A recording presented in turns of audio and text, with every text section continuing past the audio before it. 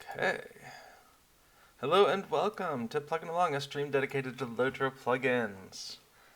Last time on Plugging Along, we continued our work on Wistmead and the Tanglecorn Maze over here in the Harvestmath Festival. So today we're going to hopefully finish our work on Harvestmath because we've reached the end of the festival.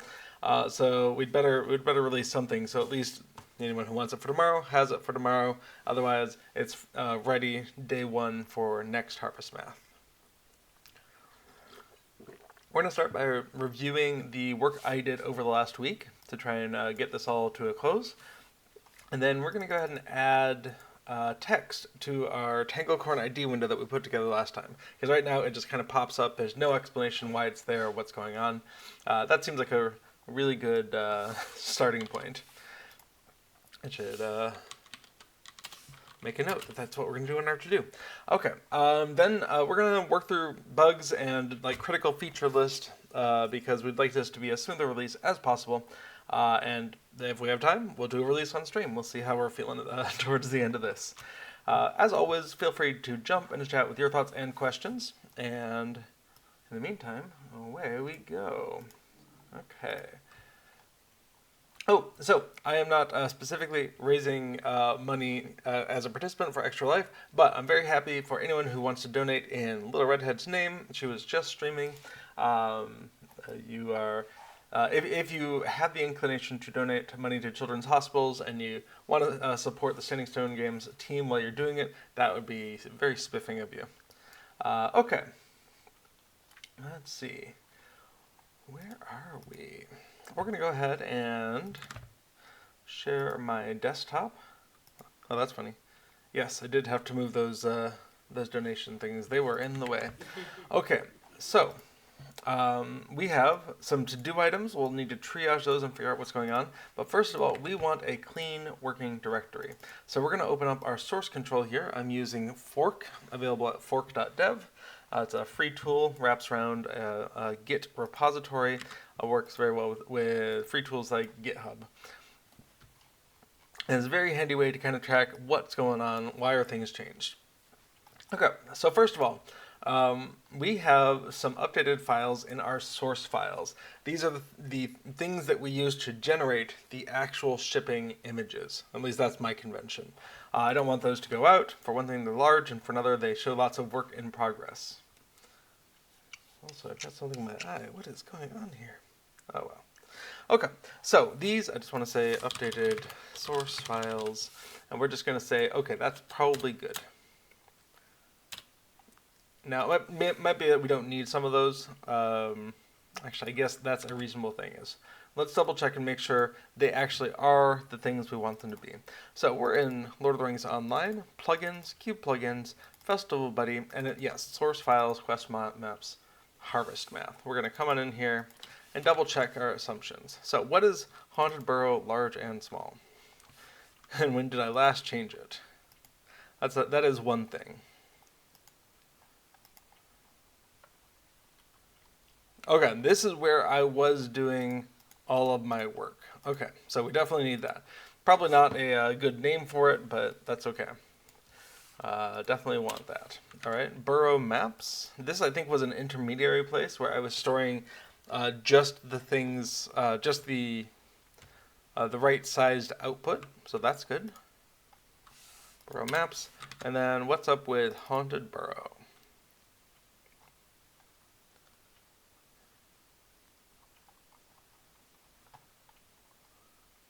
That's interesting.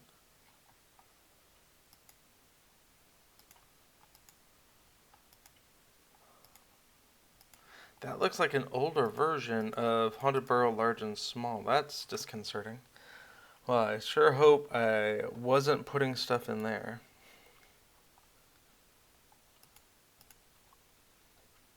Alright, I would say that is an older version of Haunted Burrow Large and Small, which is not a very helpful name, but we can see has the names of the different locations, lots more layers.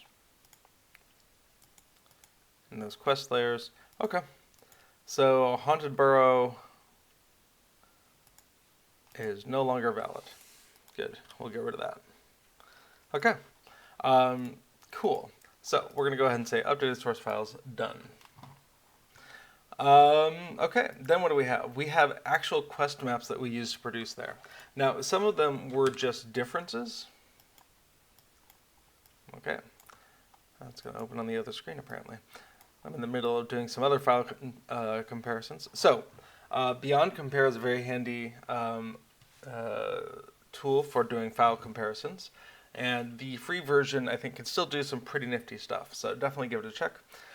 This was where I added names to the various locations and did maybe a little bit more consistent numbering job after I had gone through all of them and come back to say, okay, what am I actually trying to number here? But we can see a lot of the things did not change. Only the stuff that's in red is changing from not having anything to having text. It looks like things change a little bit over here by the doors. We actually got doors. Cool. Okay. So changes like that are great, and we added a new quest as well. Riddle in the Bottle, Stroll, Rattling, Roaring, Great Hobbit, Rescue, In League, Valuables Gone Astray, Wheeling in the Haunted Burrow. Great. Updated, added, / updated quest maps for Haunted Burrow. Cool. Done. To do file updates. We're going to go ahead and commit that. Okay, today, not too long before the stream, someone, maybe Krell, let me know that the ordering of the buffs in this window here was not really good. And it turns out the underlying reason is we just had a table of entries, and so the order in which we iterated through that table is, it's quasi-deterministic, but it appears random. You don't get each item in the order in which you inserted it. And so they were hoping we could have the 4 collection ones over here and the 4 treasures over there, or possibly put the 4 treasures at the bottom and the 4 collections at the top. I'm actually going to pause and check in with Little Redhead and see what would make more sense, having the 4 collections on the left and the 4 treasure chests that you open on the right, or dedicating the top space to the collections and the bottom half to the treasures.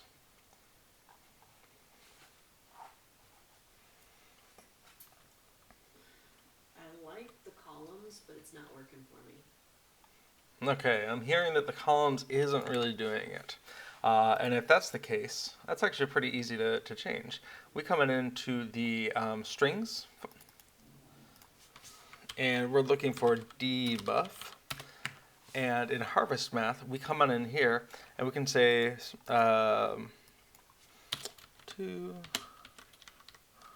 3, 4, 5, 6, 7, 8.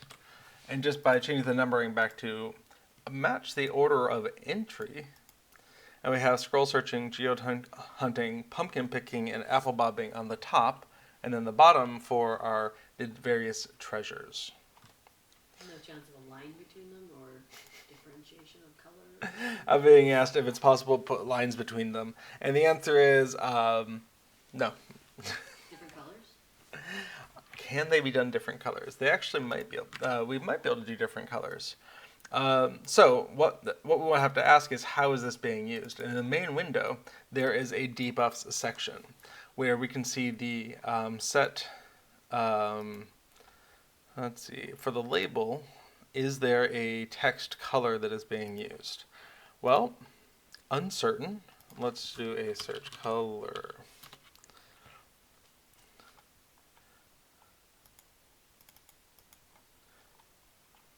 Okay, looks like the color is always being set to yellow if we're not dealing with Yule stuff. No, if that is Yule.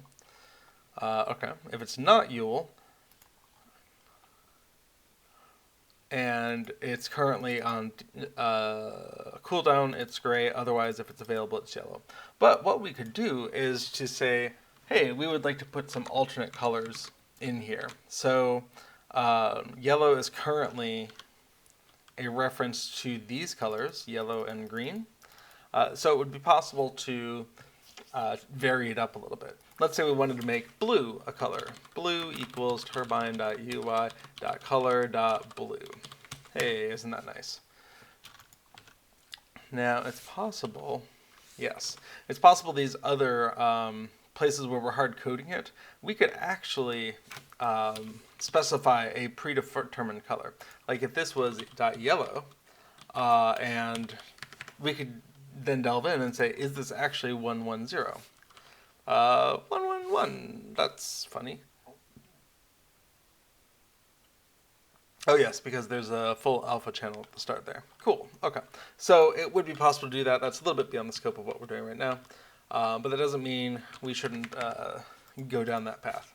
Okay, so we have this in our globals, and that means in strings, we should be able to put custom colors if we so desire. So we can say color equals blue, right? And we can go ahead and copy paste that into each of the following lines.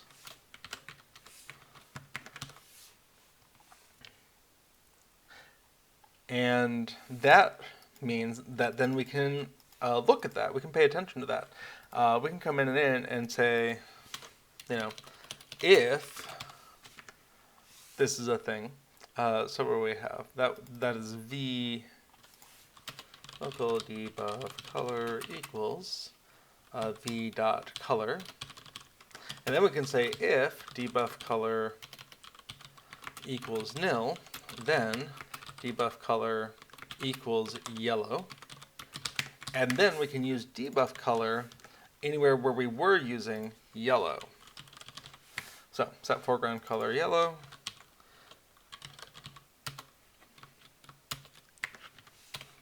and here as well. Okay, well that makes it much easier to try to do this change, and we unload and reload, and we see nothing changed. That's exciting. Why? Let's go back to our strings. What did we call it? We said color equals blue. But is it a problem? Let's go ahead and make it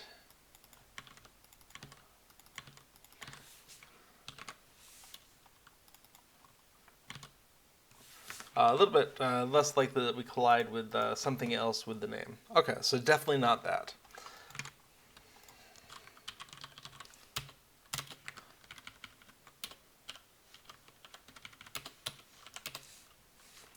Okay, so we can go ahead and say turbine.shell.writeLine setting color to yellow. And that's for debuff, and that's debuff name. Cool. So that'll give us a little bit more information about what's going on.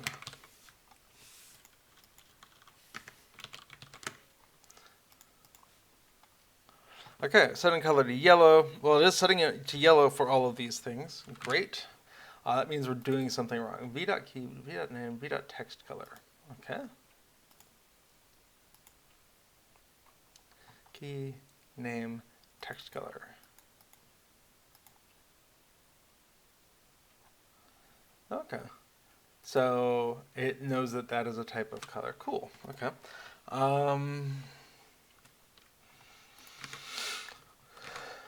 Okay, something must be wrong with our logic. If debuff color equals nil, let's go ahead and turbine.shell.writeLine v, and we'll go ahead and dump out v.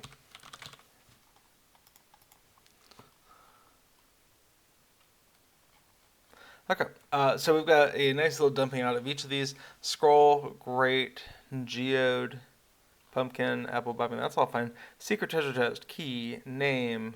Okay, so whatever we're iterating through, it's not that. Lang is debuffs, selected festival, Harvestmath. It should be that.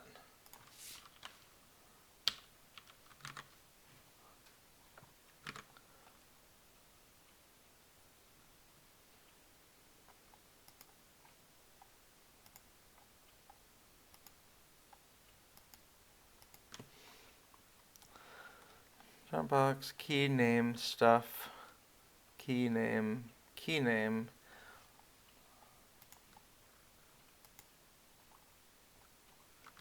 Well, that's weird.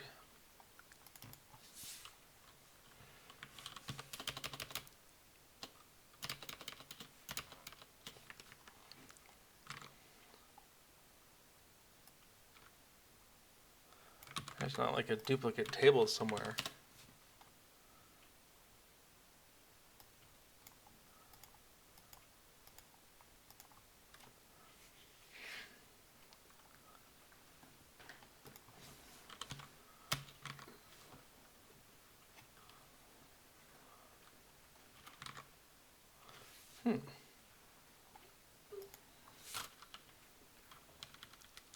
I think there is a duplicate table because that's not what we're seeing.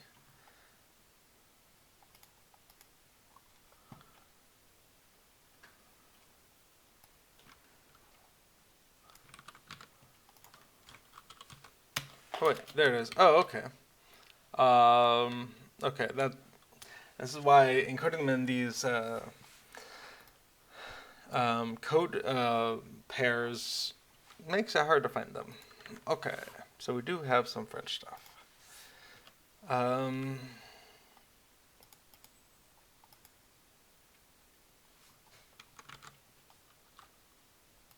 Okay, let's have something else. Text color equals blue. And this is in secret treasure chest, okay.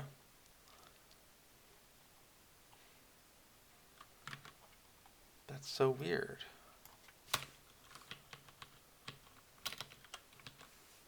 What am I missing?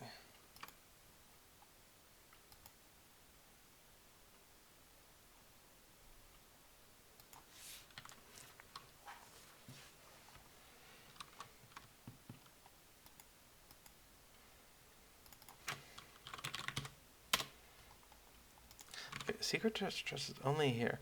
This is so weird. Why does this only happen when I'm trying to do something super easy?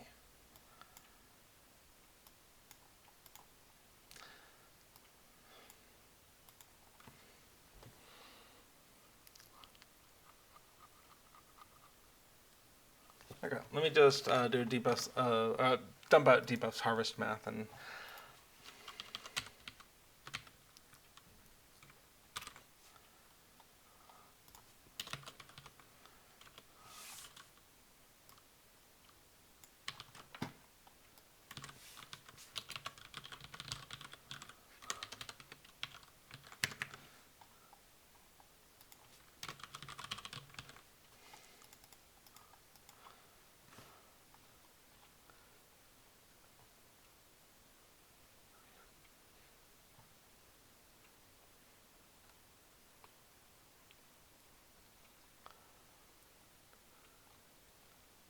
is it because it's not in all of them?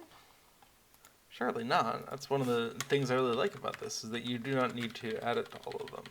Sure, let's go ahead and put in all of them.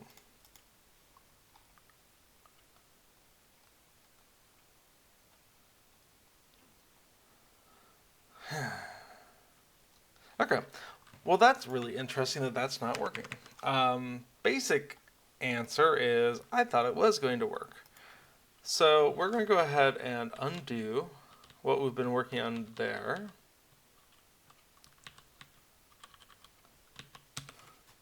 And just make a to-do item. Can we change the text color for the treasure chests? Or otherwise differentiate between them and the pickup.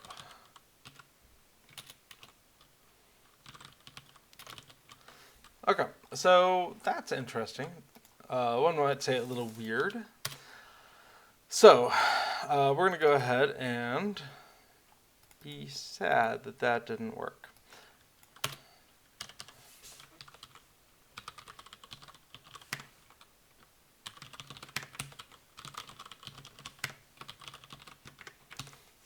Okay.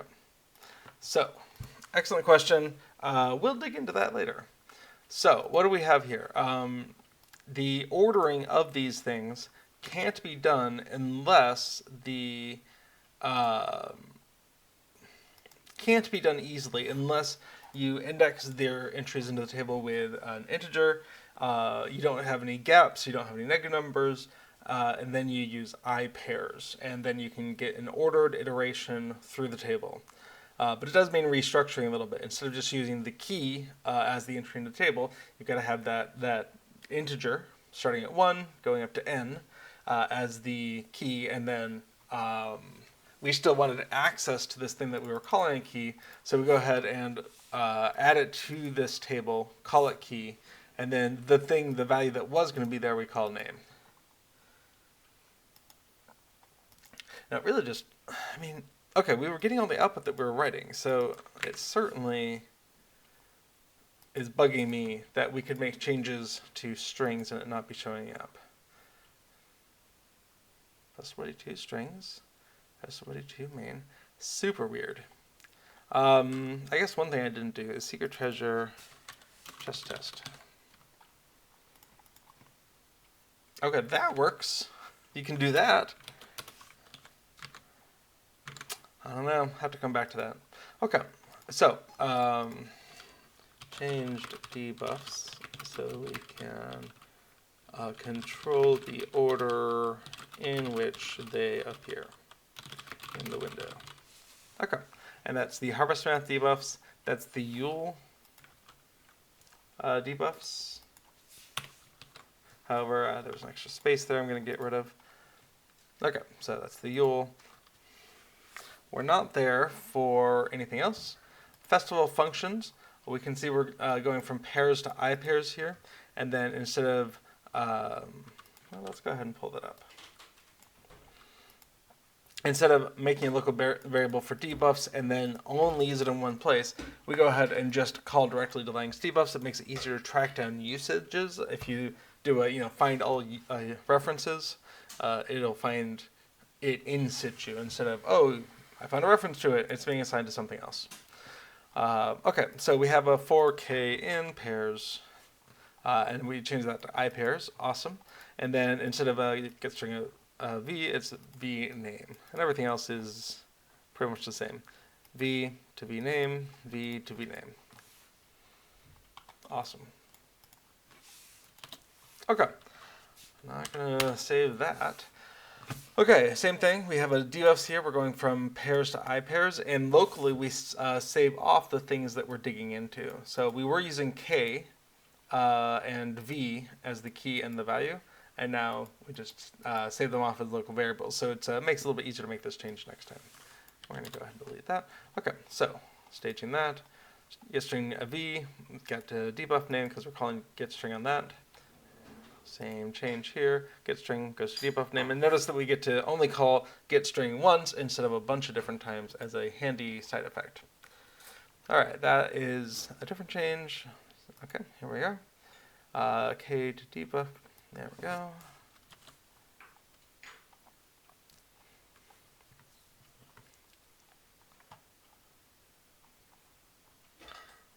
Debuff. Awesome. Get string to debuff. Okay. The last two that I want to look at here, we're conflating two different changes that I was making. So we're going to come in and, well, it's off screen sadly, but we're going to go ahead and get rid of those integer changes, and there we go. Changing K to debuff key. Perfect. And then we'll come back to that. Okay, so change debuff so we can control the order. Done. Okay. Changed magic numbers to use variables instead. And that's this, this, and this. That's all of it. Done.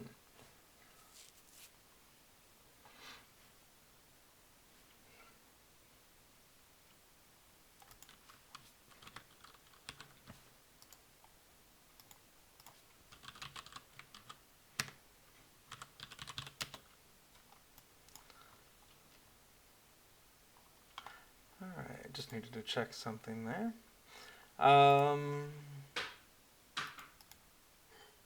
Cool.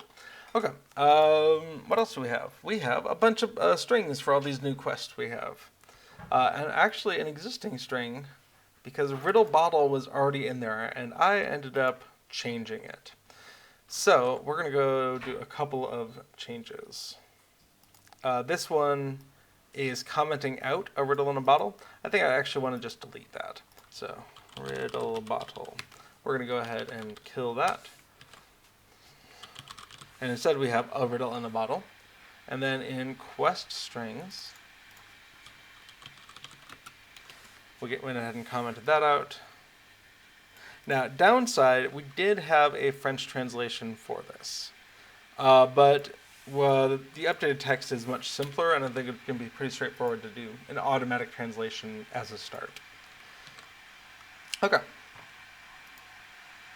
So we're actually deleting those instead of just commenting them out. Awesome. Okay, added. Oh. And then I said, out of the languages, let's take a look at that.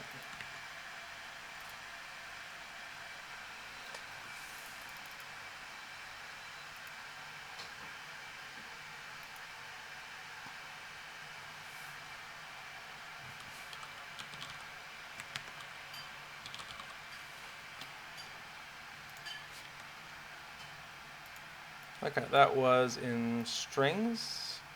So line, oh, I'm deleting those. Of course, I did. So we went ahead and added the German and French version names of these quests. Okay, added additional quests and added French and German names for quests. Awesome. Now in the quest strings side of things, we added new quests, and we're also getting rid of that one. Okay, and we're making use of a Lua multi-line string here. So we can open up with a double bracket, close with double bracket, and then whatever shows up in here, that is sort of a literal string. So the new lines are treated as new line characters, and you can, instead of having one super long line of text, you can just type what you want to show up here.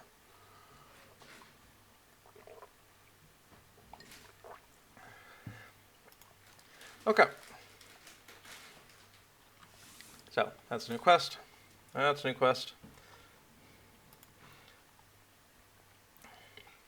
New quests. More. Lots of new stuff. Awesome. Added new quest texts. And these are ones that haven't been localized to French and German yet. All right, we have a start of a new README. Started 2.0.3 README section.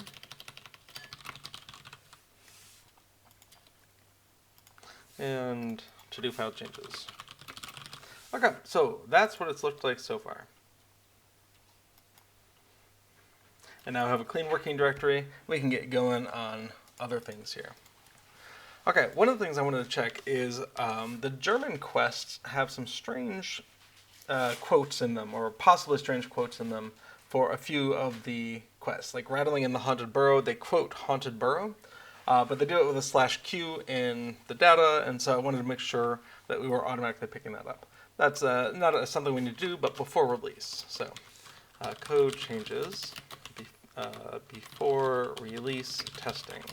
And we're going to go ahead and put test German as that. Okay. We're going to say features, bug fixes. Okay. We got a map for gourds and chords from DT. So we're going to go ahead and make use of that before we're done here. Add text to our Tanglecorn ID. Yep, we're definitely going to do that. Can we change the text color for the treasure chest? Do later. That is a lower priority since I was having such trouble with it. Okay. Not a Cat was asking if we could swap things around. That is done. Thank you, Not a Cat, for suggesting that. All right, this was a bug. In fact, bug fixes should go before features, so we're going to move that on up. Okay, Harvestmath stuff. Crop outstart of maze for identification from each for each of the sheet maps. Done. Uses build of maze selection dialog. We did that. Need to ask the user to identify their number. Yes. Store that in server save because it's different for every server. Yes, we've done that. Need a way in options to manually change / clear the current number. We have that as well. Remember, in options we have a change current Harvestmath maze. We can click change. We can bring up this window and then we can select it. So we're going to play around with that. Okay, need to periodically check the time and change the shown map if the clock has passed 10 a.m. server time. We're not currently doing that. That would sure be a nice thing to do. What about other quests? Pumpkins, corvids. Yep. We're going to just show a map and let people find them because they're pretty easy to find. Can we check off / hide an emote when it's used successfully? We sure might be able to do that, but that is a lower priority. Okay.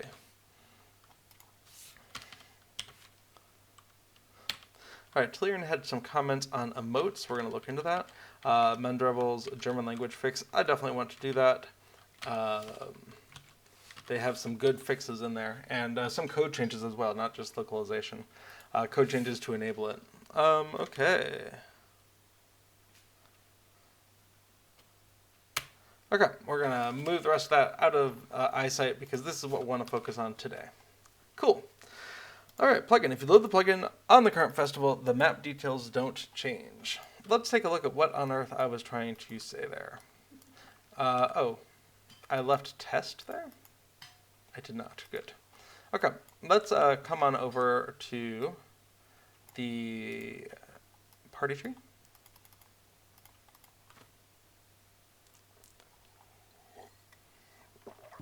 And make our way over to Wistmead. Actually, let's go pick up the wrapper quest. I may not have it on this character. Also, what on earth is up with my visuals?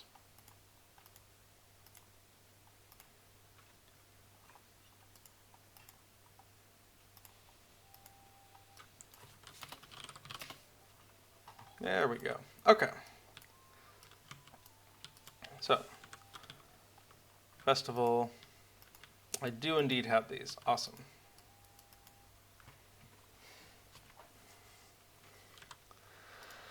Pony to Wistmead.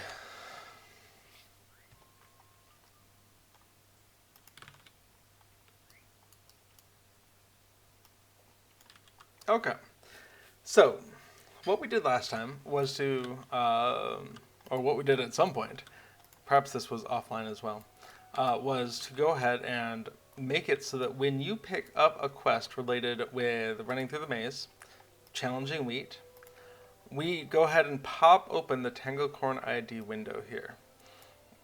If we do not already think we know what ID this is. So this is the first thing we want to do is come on into the maze, or whatever we called it. Harvestmath maze ID window. Awesome. Because we want to go ahead and add a label here, and that label is going to be why this window just popped up and how to use it, how to know what to put in there. So, do we have windows? We have window title.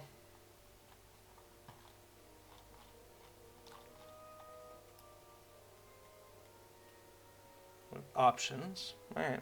Well, we'll put it here for a little while. In fact, having window titles is a little bit specific. Let's just call it Windows.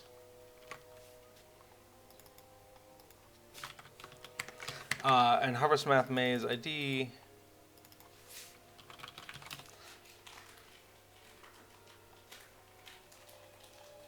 We're going to go ahead and say that is the title.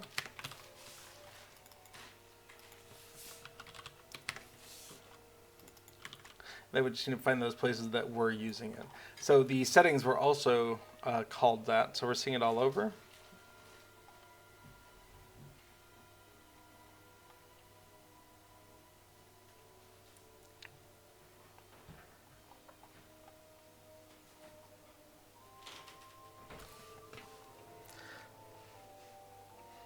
Alright. Looks like it's only being used there.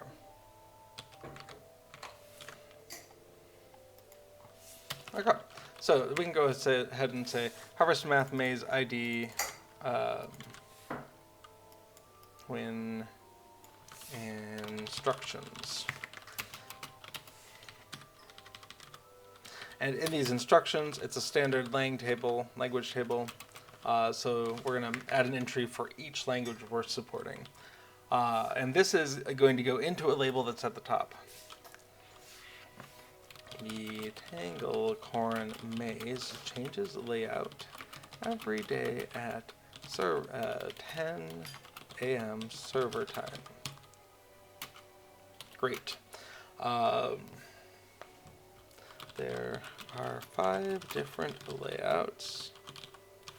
And this is another place where a multi-line string is going to be very helpful. So instead of using quotes, we're going to go ahead and use those brackets. It's possible you can do this with quotes as well, I just don't know how.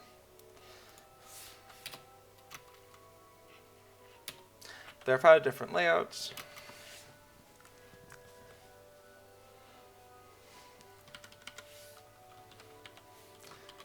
Please identify the current layout by a multi-line. I would like this without it thinking the new lines were actual new lines.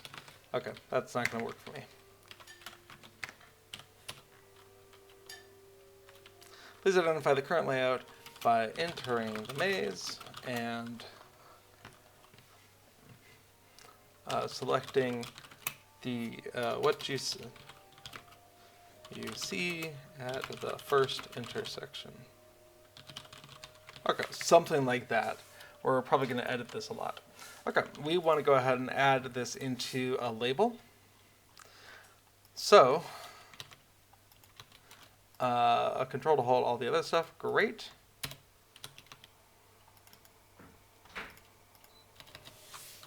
Local explanation label.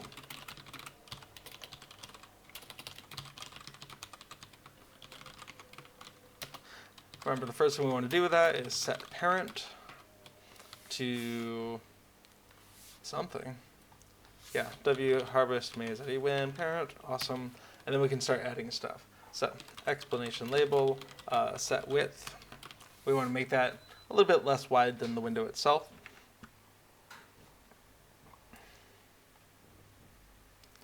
So,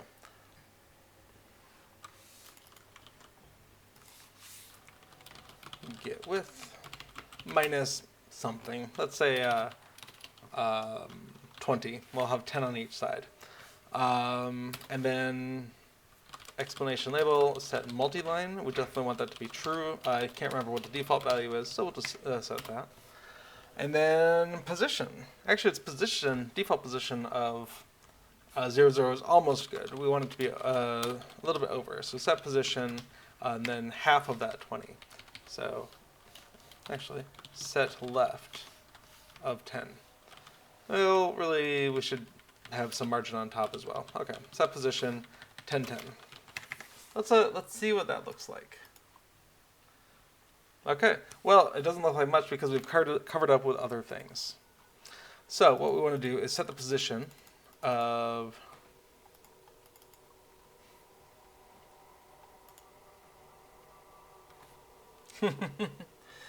so it says if you need a German text to check the label, you might have. Yeah, well, I'll tell you what, I'm not done editing it, but this is the current text in chat there. So feel free to come up with something you'd like to be in there for German. Okay, so we need to make the window taller and also slide this down. But we can actually slide it down first. So set position. Let's go ahead and do the top border plus something. In this case, we're just going to do plus 50, just to see what we see. Okay, still nothing.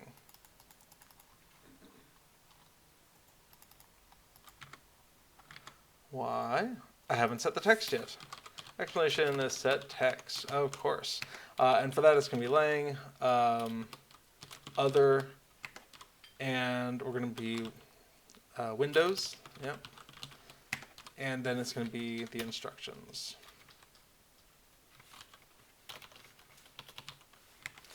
But that's a table. We need to call the getString function. All right. Now that we're actually drawing something, we'll see something. Okay.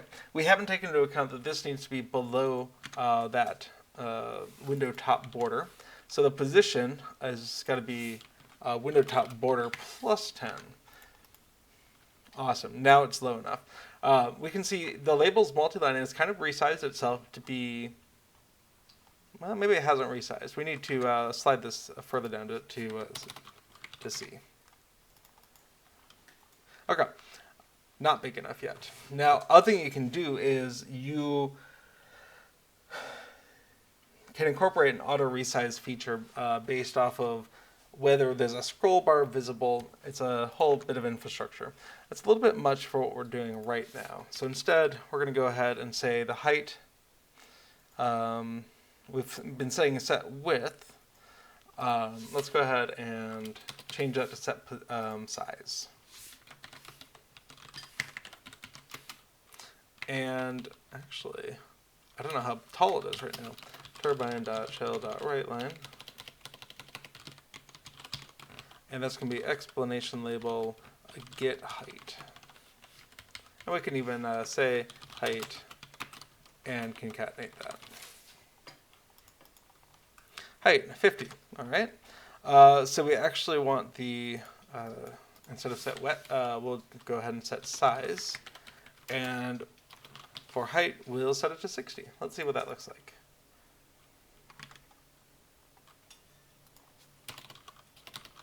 Okay, 75.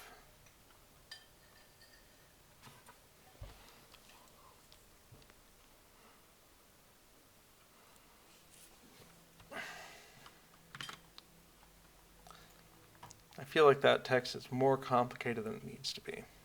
So if anyone has ideas on that, let me know. Okay, so what we have is something that is currently 75 pixels tall. And we'll leave it that tall because in German or French it could be longer or shorter, and we're not going to worry about making it flexible at the moment. Okay, so we're going to say local label height equals 75 and use that here. And we're also going to use it there. So that means we should be able to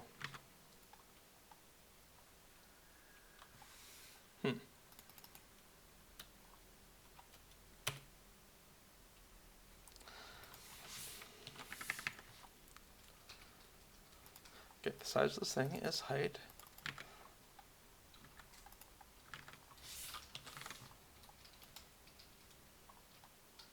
That's odd. Okay, what if the size is 50?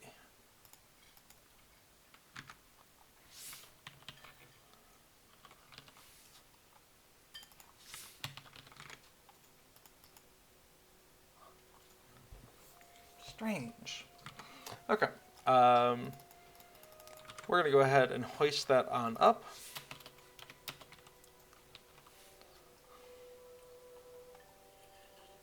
And the window itself is going to be height, label height plus content height plus other things. Okay, so that makes the window tall enough. It didn't have to be vertical. We could have done whatever layout we wanted to. But okay, looks like I also have not updated the text of this quest yet. So many little things. Okay, so we have some basic text. Tanglecorn Maze changes layout every day at 10 a.m. server time. There are 5 different layouts. Please identify the current layout by entering the maze and selecting what you see at the first intersection. So we come on in. Now the problem is that is going to start the clock going, so we don't want to spend a lot of time at this. Okay, so the left has a wall straight ahead, so it looks like that, and up and down over there. So it looks like number 2. All right, well, if that's the case, we want to come on through here. everything's looking good so far. Now that took long enough to identify that this could cause me problems.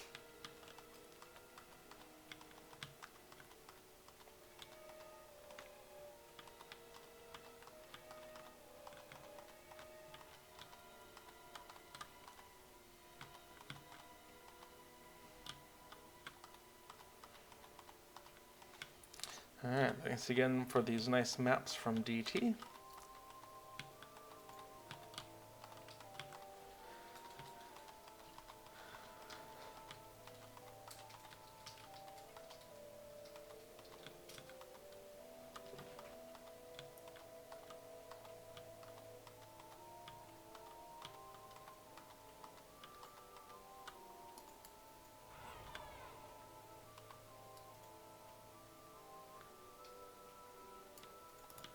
Okay.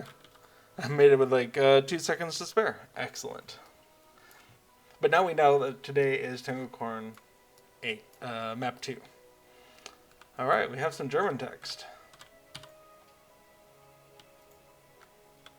That looks even shorter than the English text. Nicely done.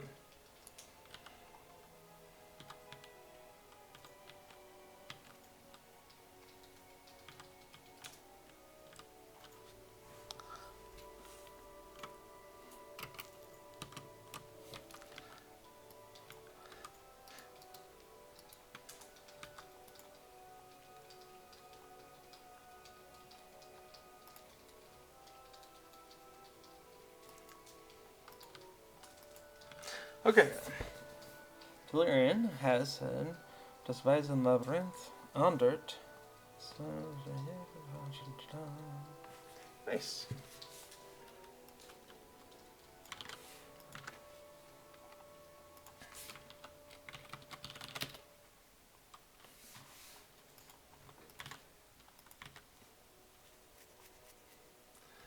Okay. In our strings, we have German. You want to give a translation for Tanglecorn ID there, Delirian?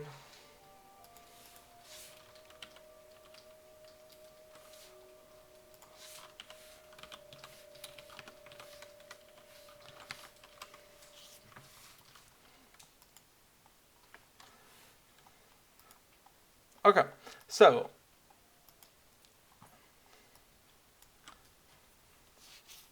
Julian says, I just wanted to give you German text in case some of the German special characters are displayed strangely.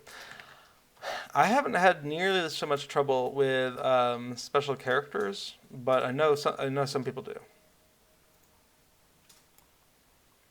Julian says, what was the question? So that the title of the window currently just says Tanglecorn ID, but I assume we would use that.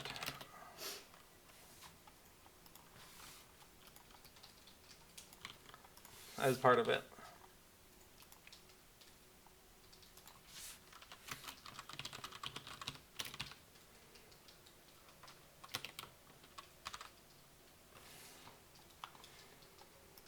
So, let's see. German equals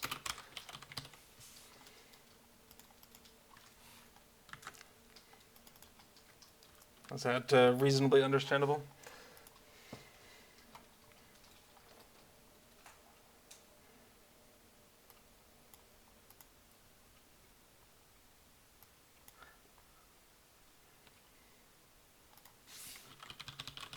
Okay, and then we can language equals German. Wait, German. Okay, so we can pretend we're in German.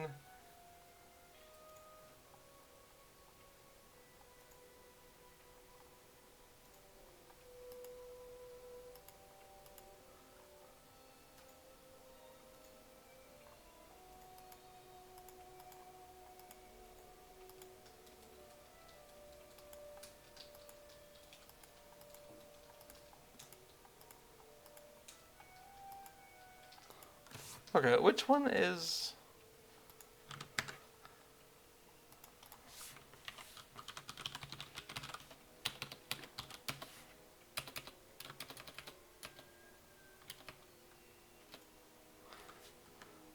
What is enter? Okay.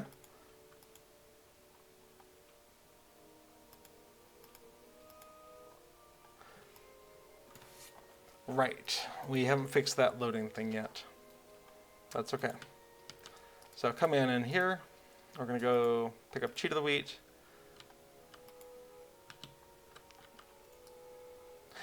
All right. It thinks we're in German, and therefore it didn't identify that we were doing cheat of the wheat. Okay, that's fine. And that is devise and trick. Okay. Okay.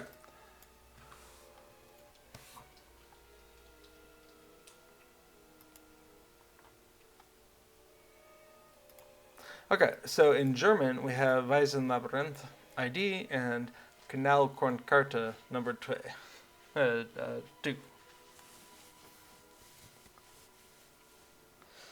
Okay.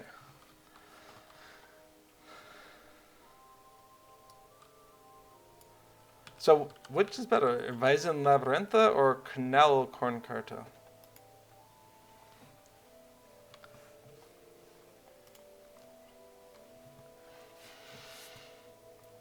But good news, that fits in the title here, so we're going to call that good.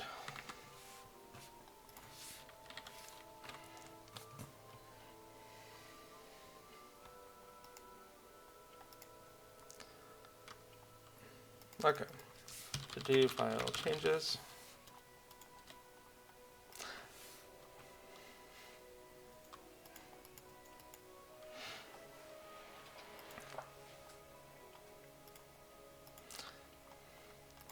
Added text for Harvestmath ID window.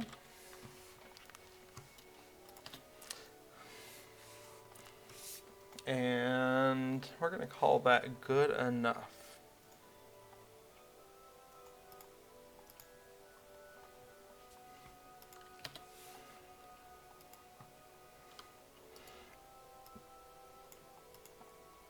Cool.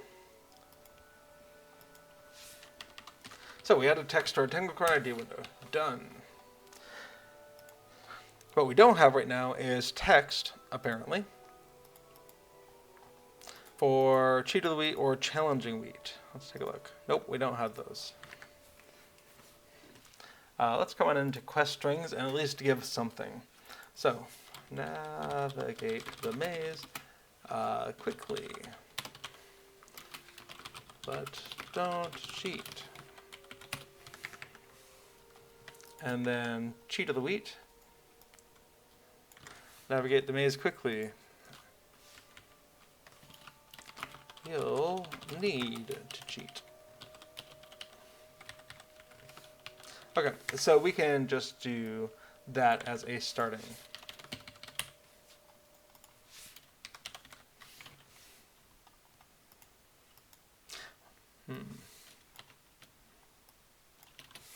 Okay.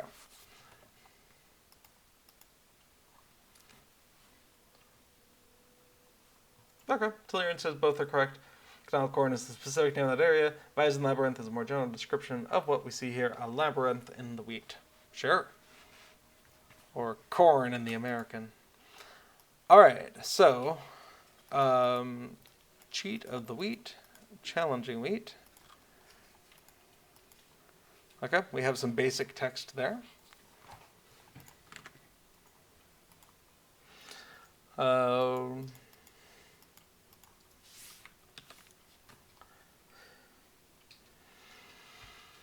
Okay, let's commit that.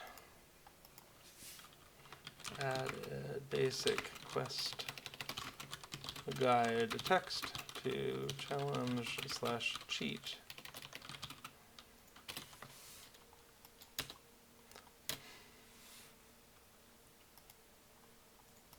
Okay, what else? We need a map for chords and gourds, as I like to call it. Gathering gourds. Do we have such a thing? We do not. So we're going to need to add in the quest, Gathering Gourds, Preventing a Murder. And then we'll be able to pop in a map that I just got from DT. So downloads, chords and gourds. Let's pop that sucker open.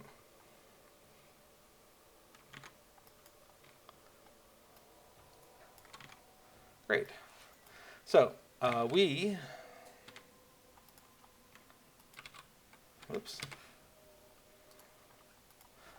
are interested in cropping this out, just like we did before.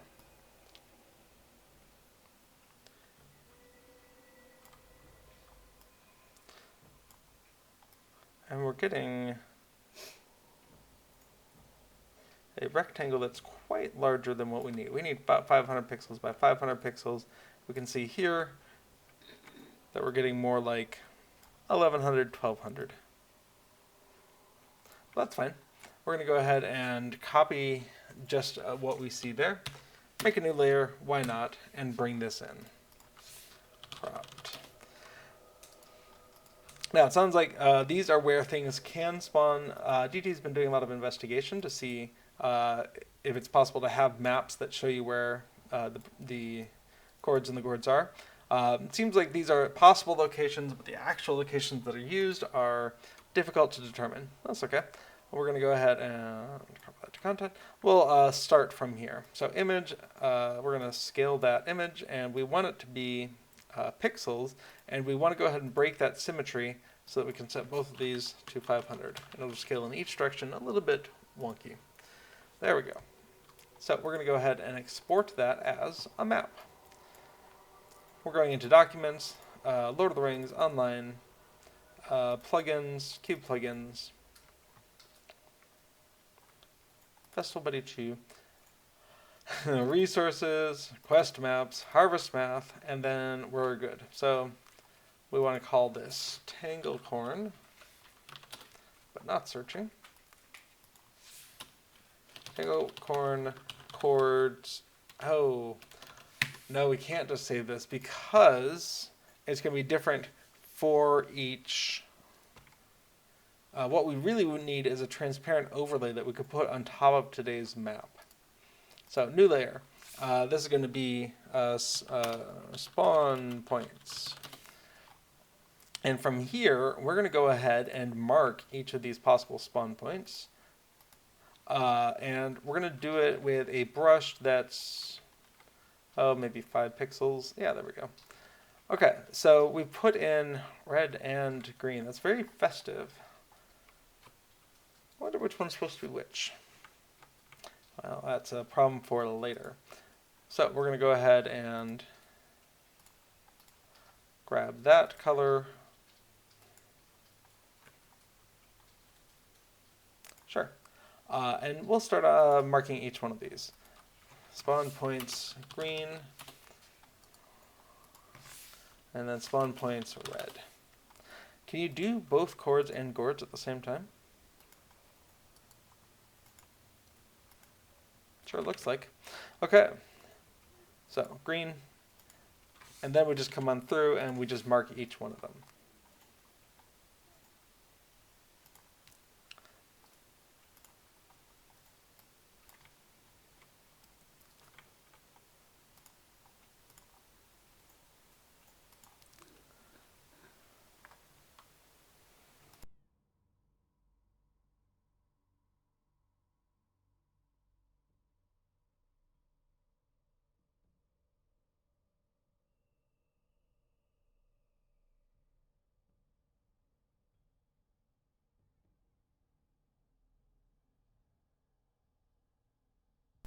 Okay.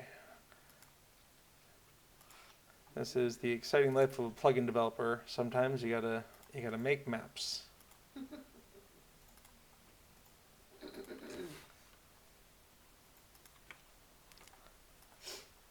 All right, did we get everything up here?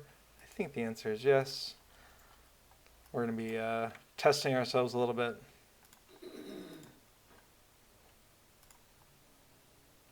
Maybe the red ones are the crows because they're a murder.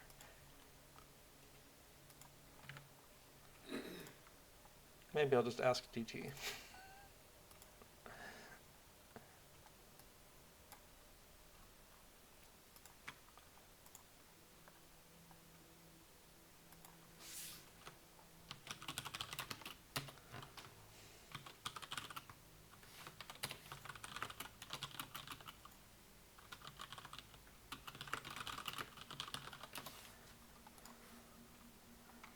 Well, they've gone and just made this map for me. That's very spiffing of them.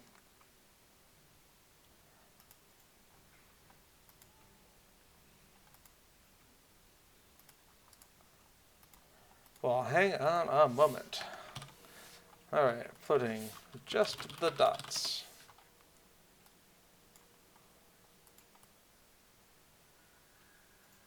Oh, that's funny. Okay, red is crows. Excellent. Thank you, DT. Okay, so what I was just doing there is a sort of manual process that you can do to make these, but if you are in contact with a person who's doing the thing, even better. Okay.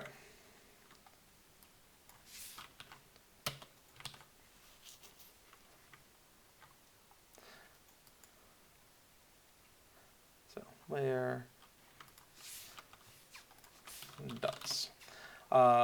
Layer, we're going to scale that layer. 1920 by 440. Okay, that's not right.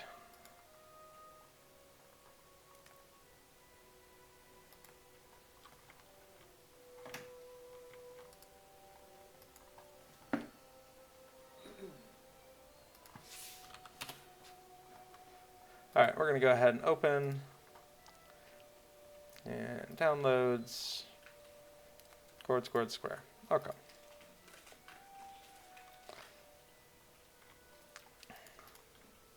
Okay, all this extra black space is not helping. I'm guessing this was a quick and dirty screenshot, and that's fine. I use those all the time.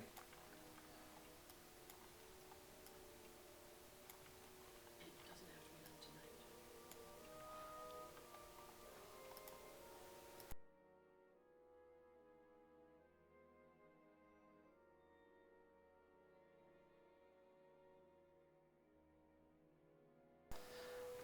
Okay, so we're going to go ahead and crop that. So image, crop to selection, and then we just have what we want. Oh, thanks, Bobby. You were noting that I was muted, and that is true. I was chatting with Little Redhead about a not stream-related activity. There's a museum near us that's doing a special thing in December. And I was like, hey, we should not miss that. Okay, so, but thanks for checking. I'm going to go ahead and save that over. Oh, am I? No. I'm going to go ahead and image scale that image down to 500 by 500. Bobby asks, are you making a plugin? I am working on a plugin, but of course, part of making a plugin is making the assets that go into the plugin. So for instance, the Tanglecorn map for the Tanglecorn maze here in Westmead, in order to have this map, you sometimes need to pop out of the game into a graphics editor so that you can start making that. Okay. Well, I'm gonna work with this because it's gonna let us take advantage of transparencies. But if I had more time, I might go ahead and in this smaller version go ahead and make these nice little squares. But I don't mind leaving these in their interstitial shrunk forms here. So we're gonna go ahead and export as, and we're going into Documents, Lord of the Rings Online. Plugins, Cube plugins. So yes, Bobby, we're working on the Festival Buddy 2 plugin here, and we're making some assets for the spawn points for chords and gourds. Bobby asks, do you know any plugin for tracking the debuffs and bleeds you apply on a foe? Let me export this first, and we'll get back to that. Also, I see someone has donated money towards the Standing Stone Games team. Kendall has donated $20, and that's just spiffing. We're going to go do a little Hobbit flip here in celebration. Even though that's not specifically towards Little Redheads, it's still awesome. So, little Hobbit flip to celebrate a $20 donation. Thank you so much. Okay. So we're exporting into resources, quest maps, Harvestmath, and this is going to be a TGA file. And this is Tanglecorn chords gourds overlay.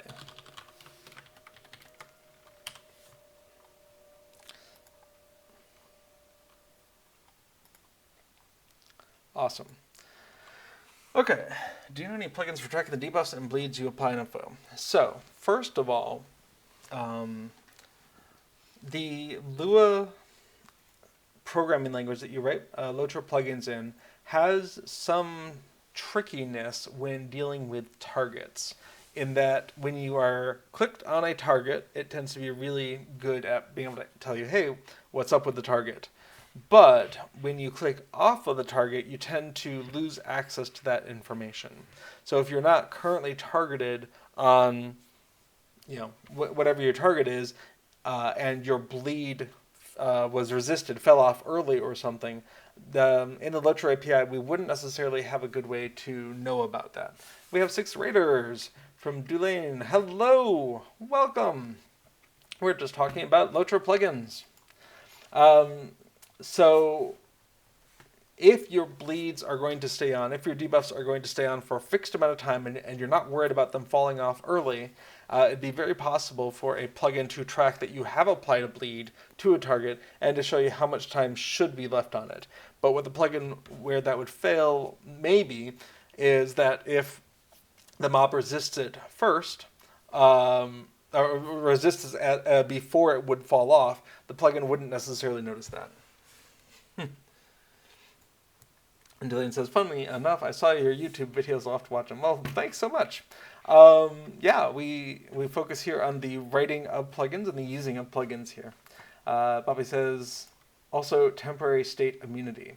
So absolutely, it would be possible to write a plugin. I don't know if such a plugin exists now, but it would be possible to write a plugin that tracks that you have applied a thing to a target and the expected duration of that thing. The first place I would look is LOTROinterface.com. Nope, that's not it. LOTROinterface.com. The lane is on the way to dinner. Excellent. Makes sense. Okay, so the first place I would look here, I'd be tempted to look at Prime, because Prime plugin has a lot of rating targeted stuff, a lot of rating targeted features. So I'd be tempted to look and see what's going on here. Like Prime Parse is has a good example of, hey, these are things that maybe maybe this is a combat tracker, maybe this isn't quite what we're looking for, but there's a bunch of things in here that are targeted towards raiders. The second thing I would do is do a search for debuff. Why not? Oh, hey, I should log in. Do a search for debuff.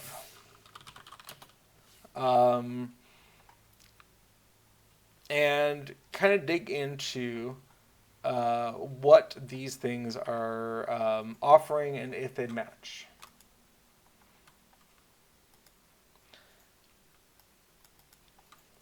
Patch adds the following to buff monitor quick selects. Enable display of debuffs configured in a patch version of combat analysis. Adds an option to set the background color bars when they have no buffs displayed. Oh, nice. So this certainly looks plausibly related. I don't know enough about a warden to know if this is what you're talking about. But yeah, so the answer is there might very well be plugins that already do what you're talking about, and there's definitely the chance for plugins to do a modified version of what you're talking about. All right, debuff vitals is a tool to provide help tracking debuffs and buff states during raids. That also sounds very plausible. Bobby says, I only know for debuff vitals or something like that.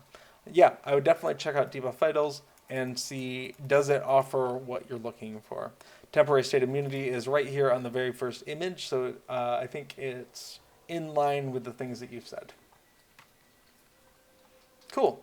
Well, I would give that a look if I were you. Check out that, see if it helps. I'll put that into chat there so you have easy access to it.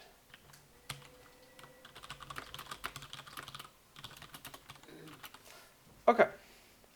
Awesome. Great question. Thank you.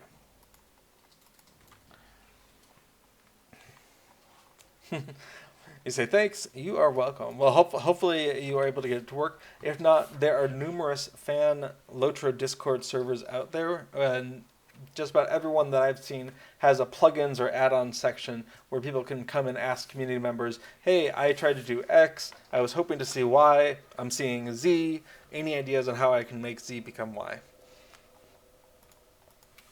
Okay, so back to this. We've gone ahead and exported that. So what we want to do is go into our images, collective, and go ahead and add an entry here. So Tanglecorn, gourds, chords, and gourds equals, and again, we're just putting a path here,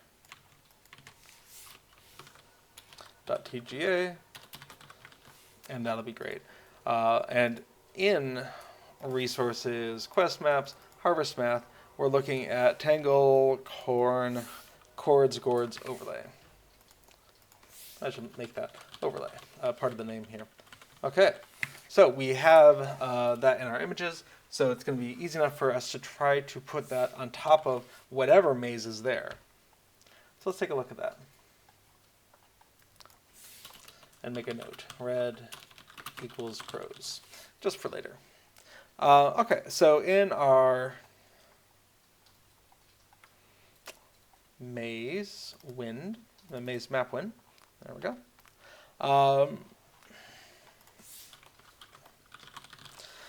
If selected festival equals Harvestmath, then we have extra logic for updating the quest. Fair enough. But really, we could go ahead and start by setting something up here that's always visible and then making it always hidden and only visible during Harvestmath. So let's go ahead and make our way with that. We have the map.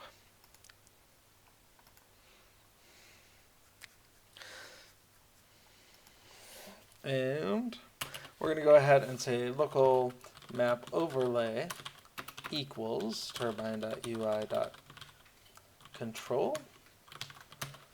And map overlay set parent. We're going to do that to wmaze map when parent. And map overlay, we want to make sure set wants, no, mouse visible.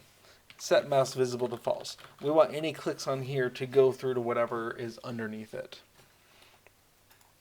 Okay, so map overlay. We also want to set the blend, set blend mode, there we go, to turbine.ui.blendmode.alphablend, which is, I think, the canonical number 4, yes. Sin in chat says, is it true that indexes in Lua start at 1 and not 0? If so, why this madness? It is true. It is true. So I do not know an answer to that, but if I had to guess, Lua is targeted towards broader consumption. Not just people who have software engineering degrees and do software engineering as a business, but more just casual users who want to just pop in and type something up. And so I think it draws from that history of BASIC and other languages that say, hey, most humans, when you say please count from 1 to 10, don't go 0, 1, 2, 3, 4, 5, 6, 7, 8, 9. Certainly zero-based software engineers might, but so that would be my guess. And it probably depends on where you are based, right? In the United States, things like numbering of floors of buildings are one base. Like the first floor is the ground floor. It's the floor you go into. The second floor is one floor above the ground floor. And so things like floors of a building tend to be one based, whereas over in Europe, the floor that you enter on is 0, and what floor you are on is how many floors away from the ground you are. So if you're on the second floor, you are 2 floors away from the ground. If you're on the 4th floor, you're 4 floors up, and so it could be that people who are naively approaching scripting languages in Europe would expect a 0 indexing. I don't know. It'd be an interesting study to make. If you are from Europe and you start your counting in 0, I'd be curious to know. However, Lua is pretty neat. We don't actually need to guess at its motivation necessarily. If you go to lua.org, they might have thoughts on that. So if we go to lua.org, do a little search, why start at 1? Any answers? I mean, certainly it tells you that it does.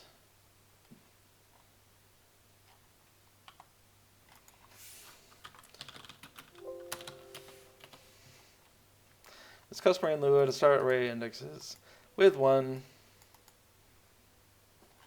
It doesn't say, but that would be my guess. Since says good answer, I like the floor comparison, being European myself. And yes, we start counting floors at 0, at least in your country. Well, I'm in the Netherlands, and so I think it's pretty common throughout Western Europe, especially though.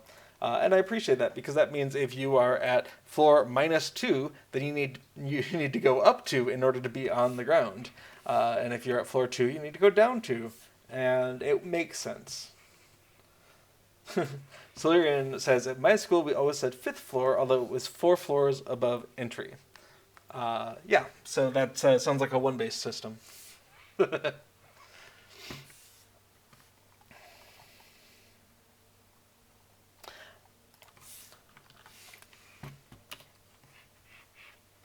Tellurian, your school was in Germany, I assume? So what did you call the floor that you entered the building on? All rooms at ground floor were numbered 1. That is weird if you were in Germany, or it sounds weird. I would have thought Germany would also have the ground floor be the 0 floor. Although it gets more complicated if you're in a hilly region, because different parts of your building hit ground at different floors, and I've definitely been in that case where you can go in on one floor and go up at least 1 floor in an elevator, and also leave on ground floor on a different side of the building. So at that point, you're running into a question of which one of these is ground floor, and there may be conventions for that when you're specialized in building things. They might say like, oh, the lowest one is the ground floor. But if you're ever in that situation, it gives you a chance to be on the ground floor up in the air, or or other such complications. All right, so we have a map overlay. We need to set its size.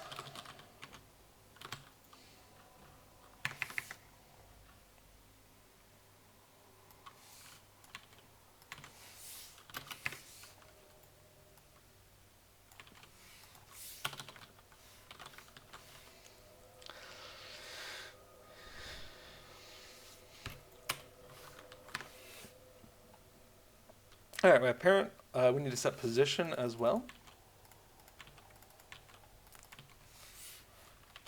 Let's go ahead and set those together.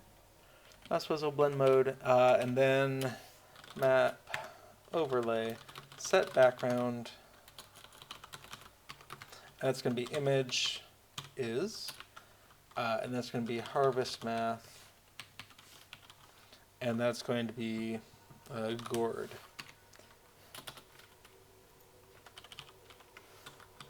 Awesome. So we at least can check out to see if this is going to work.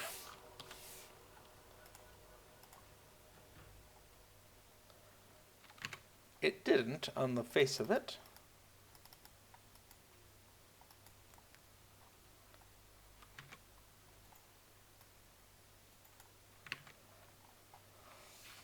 Let's go ahead and set the parent to be map instead. Make sure we're on top of that. There we go. Fantastic.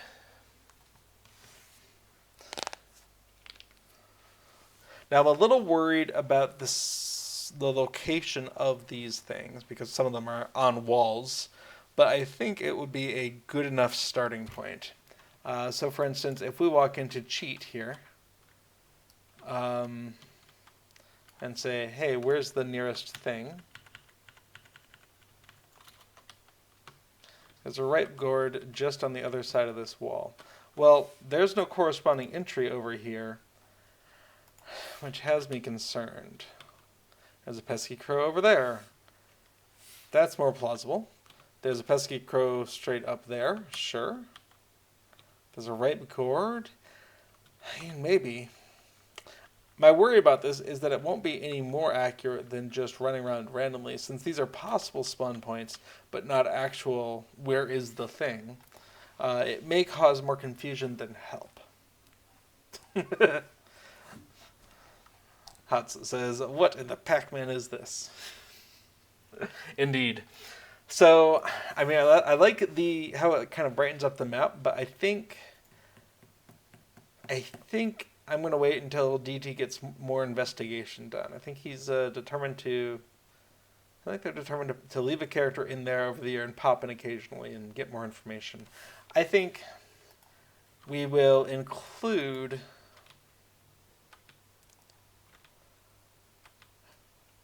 I think it would make sense to just load up the current cheat map for chords and gourds. I don't know. Little Red, do you do more Tanglecorn than I do? Do you do any of this? And if so, would you want the cheat map or the not cheat map while doing chords and gourds? Oh. I don't think I would do them. Alright, well, I'll go ahead and do the cheat while I'm in here.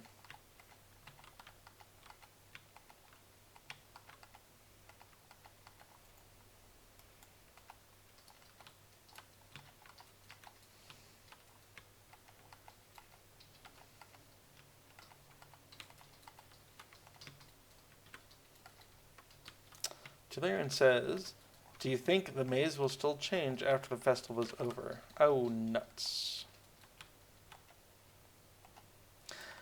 That'll teach me to look at chat. I have heard, but I have not seen myself, that it does indeed continue to change and cycle every day. So if you leave someone in the maze, you can continue to see that. Now, I don't think you can get to Wistmead anymore after the festival is over, but if you're already in Wistmead and already in the maze, and you just log in, you can still see it.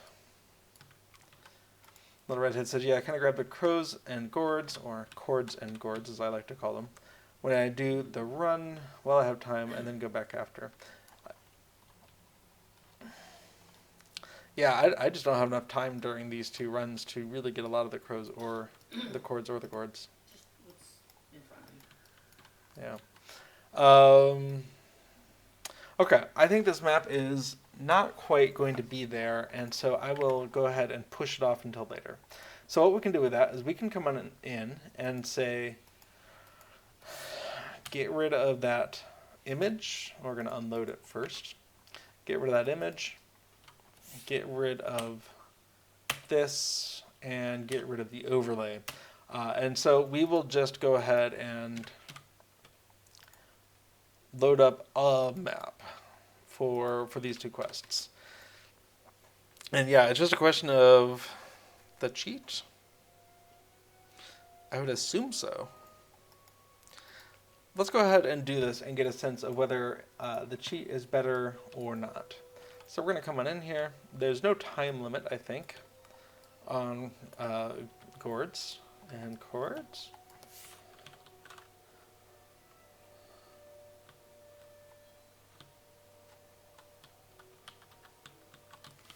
Alright, so we can see one over on the other side of this wall. That's two out of the way.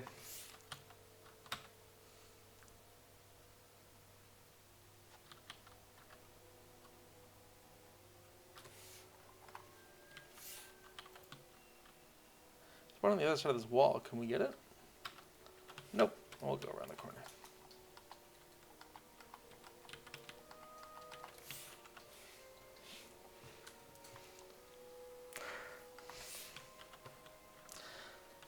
I think that's definitely a thing to do, is figure out exact locations for these things.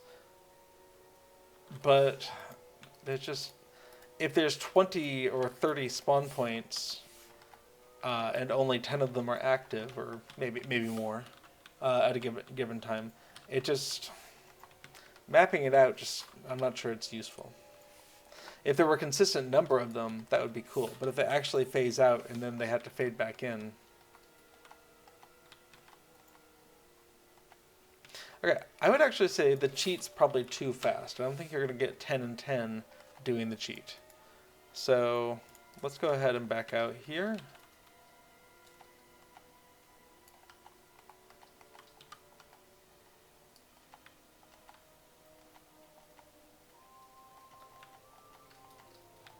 Okay, and starting from here, we'll pull up the challenging wheat instead. So if you follow this path,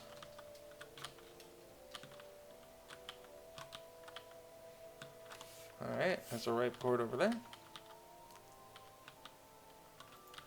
Of course. Well, that's super out of the way.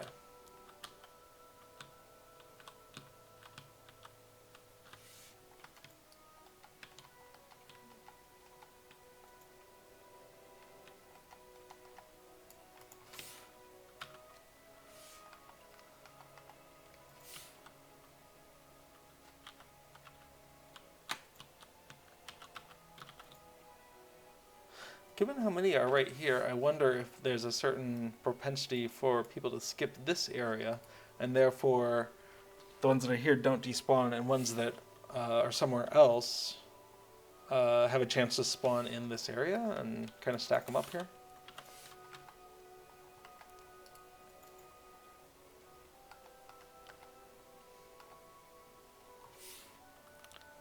Alright, we've almost reached the end here of this little area. So we're going to have to leave.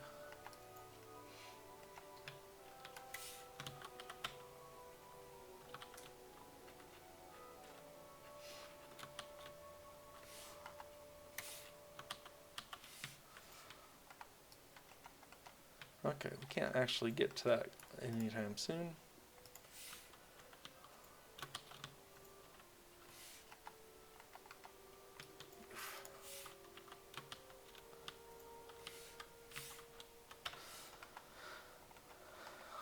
Yeah, I'd say the biggest problem in navigating around here is knowing whether the thing that's on the other side of that wall is near or far. And having a live map on the screen, I think, makes a big difference there. Where I can just cut my losses and say, no, that's not going to happen. Like right on the other side of this wall, oh cool, that's actually very doable because we have a cheat here.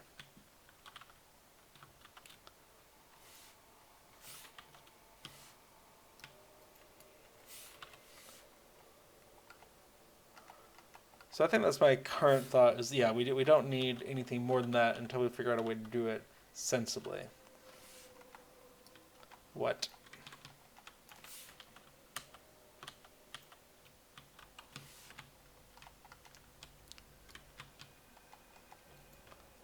Okay, we can use the cheat to get that, and then we are out of here.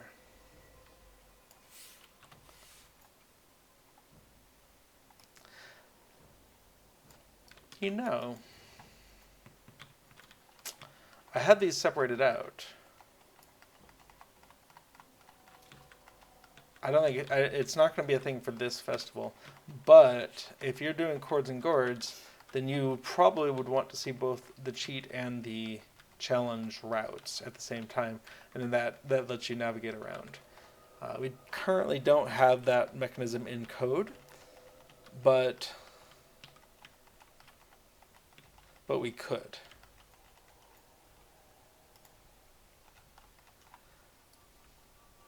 Okay, let me put that into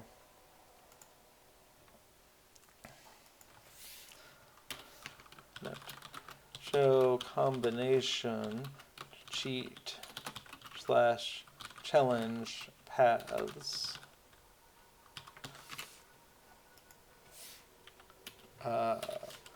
on these maps.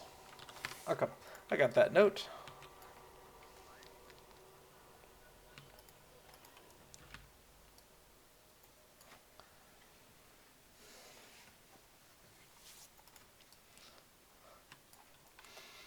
Oh yeah, so Sin, I don't know if you're still watching, but yeah, that seems to be a general pattern for programming languages, is that if the programming languages are meant to include hobbyists or casual people who don't have a strong programming background, or that there's, or the language needs to interop heavily with something that does have those restrictions, then it feels like they tend to be more one based, starting your indexing at one.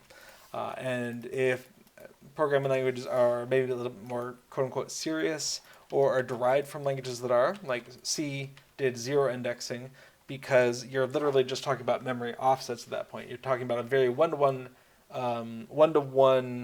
analogy between the code that you're writing and the physical hardware memory. So the zero spot is where the pointer points to, and the number in the brackets is just how many offsets of the size of that the thing that you're pointing at over do you slide in memory. So 0 goes here, 1 goes here, 2 goes there. And the further you get away from that, the more you abstract away, the more your arrays are just collections of things, and thus they are like, we're pointing at physical memory on the board here. And so the less your programming language is trying to, well, or it is just an analogy for the hardware, or interrupting with a language that is, or based on a language that is, the more likely it's to be one based instead of zero based, I think.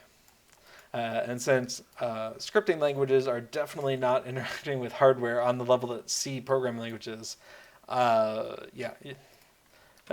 makes sense to me. Okay. Let's go ahead and settle on something for this chords gourds problem. Okay. We had challenge, we had cheat, but let's take a look at the maze window and come down to harvest and see how this is working.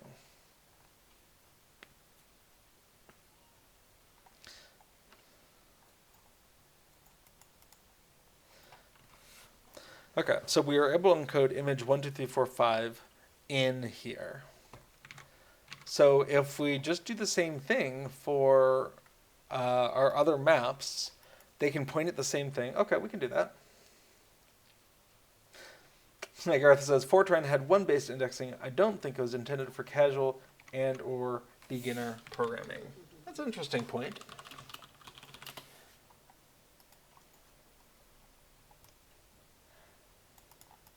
I will say the thing that I was describing is really meant to encapsulate anything that was created in the 1970s and newer. Anything that was created in the 1950s, they were making things up as they go. And so, yeah, when Fortran came out in 1957, I don't think we can really attribute much to the design decisions of programming languages at that time.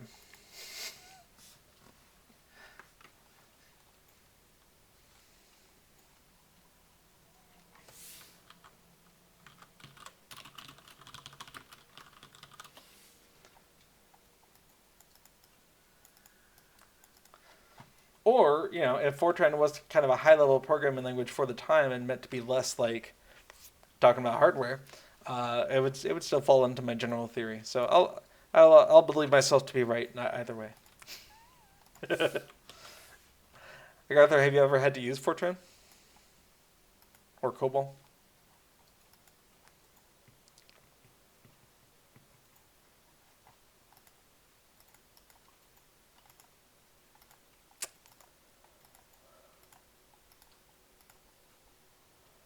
We start with C in assembly. We did some assembly in university, but by the time I was doing that, it was more of a you should know your roots and less of a you will use this practically someday. You should understand what's happening under the covers between your C++ or your C and the actual instructions hitting the CPU, but it wasn't ever you're going to write software seriously using this.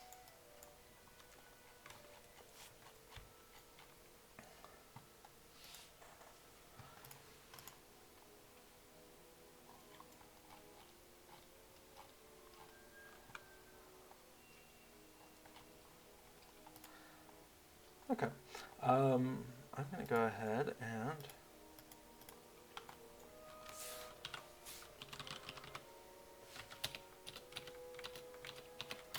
come on over to the wiki. Since it says, it was interesting getting a peek into plugin making. I need to leave, unfortunately. Cheers and have a good stream. Well, thanks for stopping by. I'm here most every Tuesday from whatever time it is to another time. We just had our daylight saving time switch, and so normally it's about 2 p.m. server time, and my streams are pegged on the server time, so when Europe slides back or forward at a different time than the US, then it just throws off my day-to-day schedule for a week or two. Agarth says, actually my first one was basic on a TRS 80 mod 1, but I only dabbled with that. Fair enough.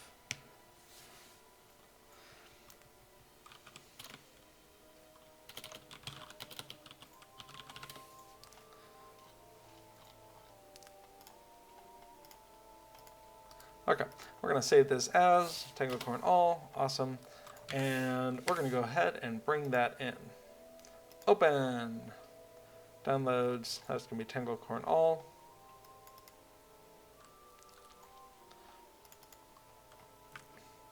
Okay, and this is where we go ahead and just cut out the parts that we want.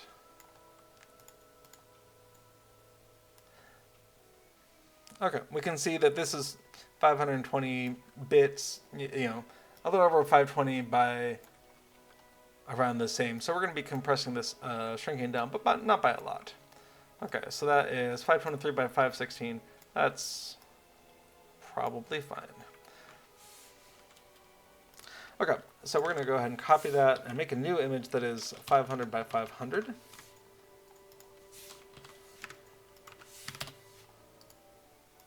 Cool. And this, we're going to go ahead and scale that layer, disconnected, and bam. All right, so that is one.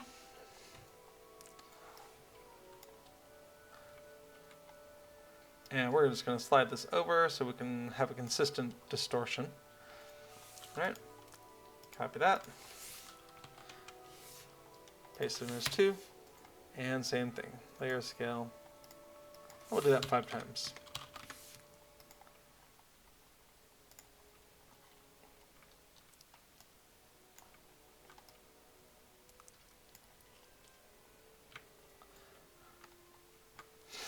Yeah, I got that my first language that I was exposed to was BASIC on IBM compatible PCs.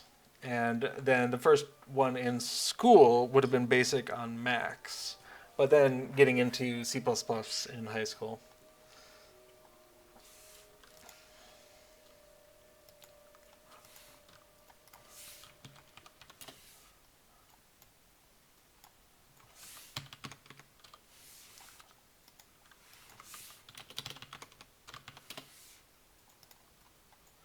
Okay, that's 3.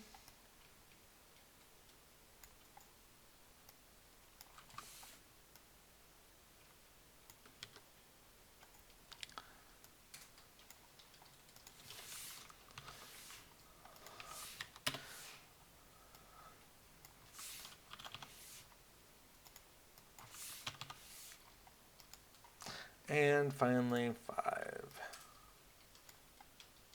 Thank you again, DT, for these excellent maps.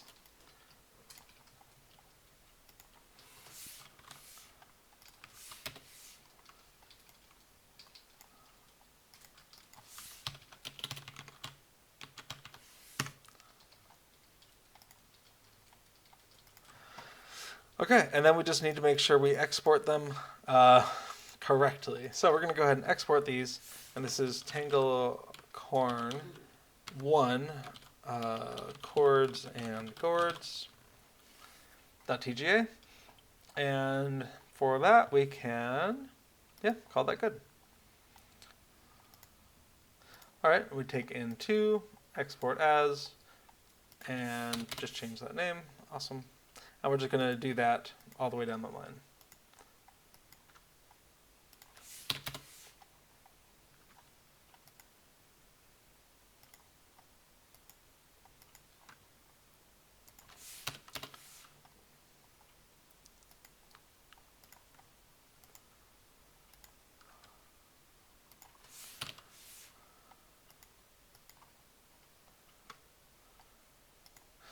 And just for easy reference, we're going to go ahead and save as and bring this into Documents, Lord of the Rings Online. We're in Plugins, Cube Plugins, Festival Buddy 2, and these are going into Source Files Quest, Harvestmath, and that's Tanglecorn. Now that says Tanglecorn all also. Did I already do this once? Maybe. Gourds and gourds.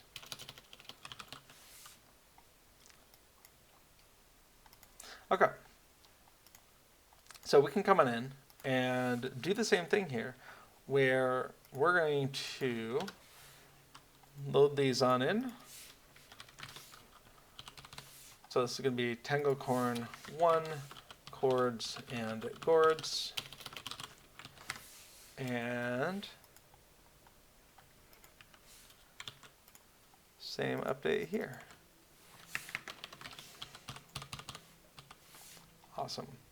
So 2, 3, 4, 5, and that is pointing towards 2, 3, 4, 5. Cool. And so for that, we can come in and do the same thing in our quest strings. So we do need to add strings here. So we have challenging wheat, cheat of the wheat. We need to go ahead and, oh, be sad because I've just done these quests. Nope, there we go. Okay.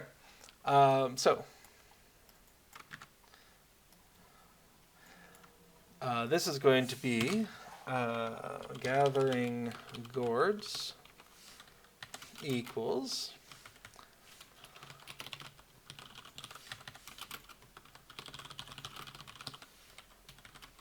and we'll get the rest of the languages here in a bit.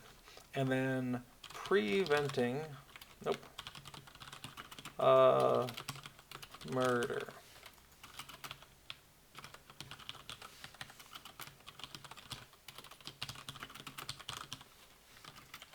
Okay, so that's the two that we needed to make here in strings. Then we go into quest strings to fill in the rest of them. All right, challenging wheat, cheat of the wheat. We're going to come on in here, gathering gourds. All right, to do, fix the indentation in quest strings.lua. It's driving me crazy. No, it's just causing me to write bugs, which is almost as bad. Okay, so string equal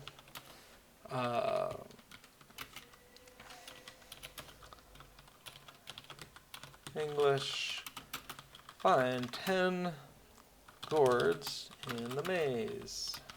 No time limit.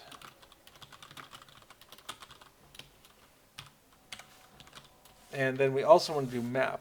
And we're going to do the same thing here, where we have map image 1, 2, 3, 4, 5. But in this case, we need those new ones that we have. So we're going to come on in and just do a multi-select there. Nope, I've copied the wrong thing.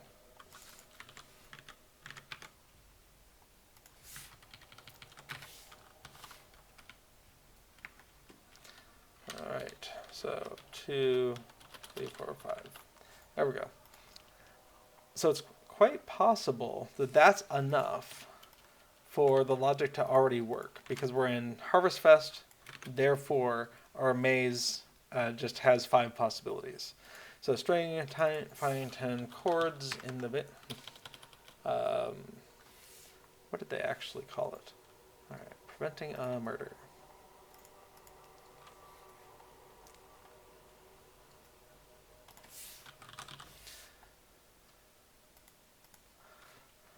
Crows. All right, they want crows. Find 10 crows in the maze. No time limit.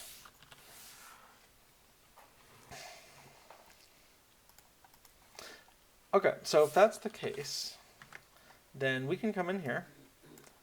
I'm going to go ahead and uncheck show completed and just take the lag now.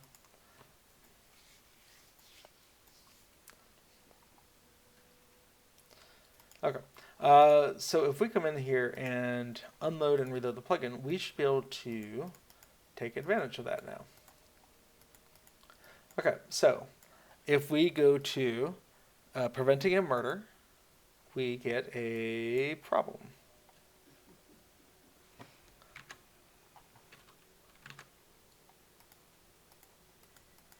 Okay, What about gathering gourds? Okay, gathering gourds, we get it. So, okay.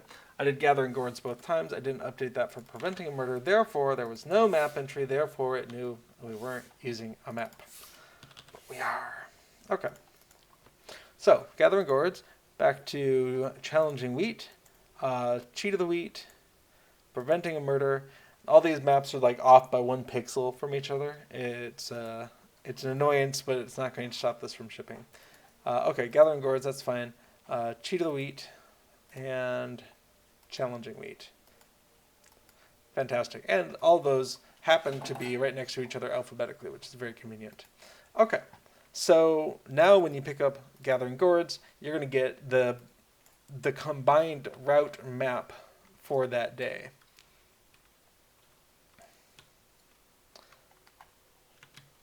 I like it. Okay, we're going to go ahead and call that good. So show map for gourds and chords. Done. Let's go ahead and commit that. So.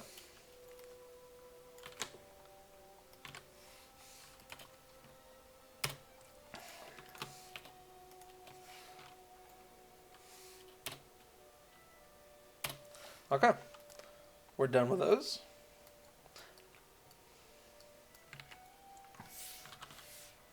And it would be good to at least do the quest detection of those for different languages.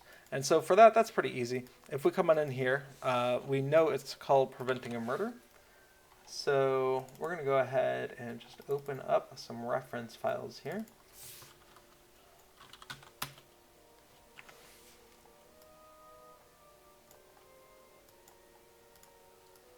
Okay, and we know it's ID this. Cool. Oh, what did I say? Preventing a murder. Okay. And we're going to go ahead and search for that in German.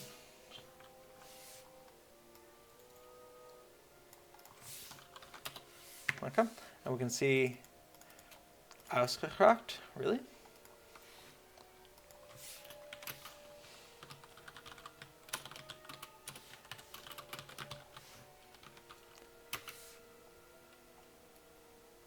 I gotta say, I'm very curious what that translates to.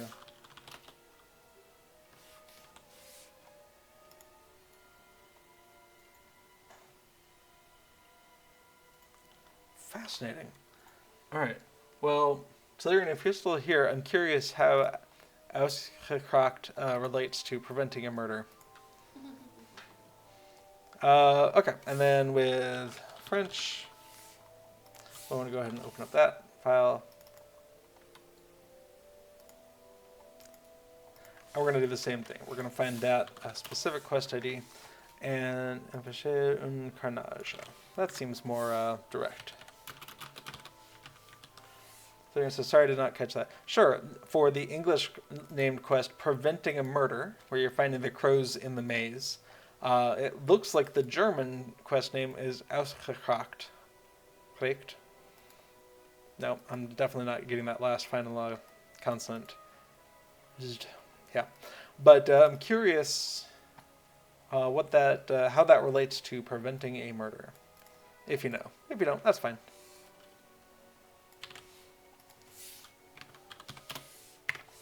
All right, and then we have gathering gourds. That is ID number this. Yep, that's it.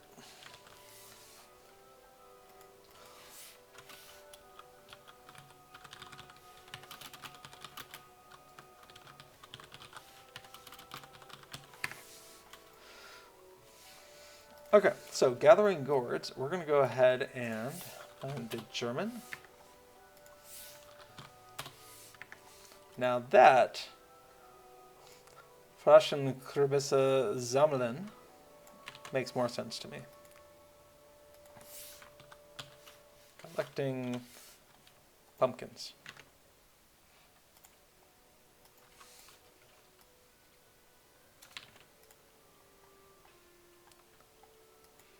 Okay, so we can do auto detection for each of those. Neat.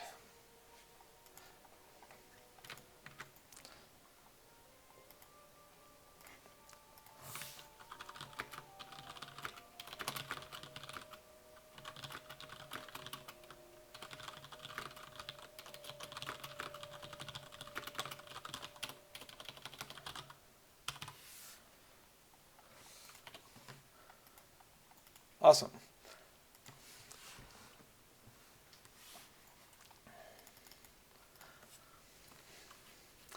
So, if you load the plugin on the current festival, the map details don't change. Let's take a look at that.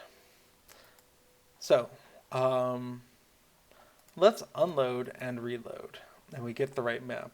But if we're not on a quest,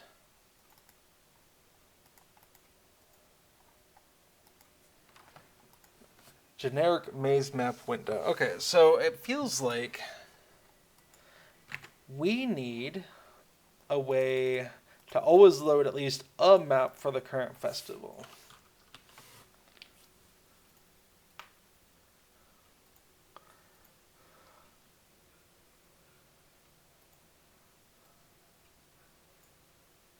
Tilian has a theory on Askakasht. I would say it refers to ravens or crows, and if they do not do sounds anymore, they are probably dead. And perhaps since ravens and crows might be associated with death, but not a clear answer for me. Okay, so it sounds like they went poetic in the translation of that. Well, excellent. Okay.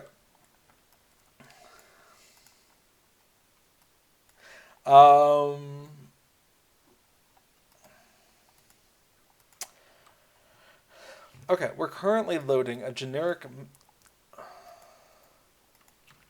And generic main map window was an interesting placeholder. So what we would like to do is have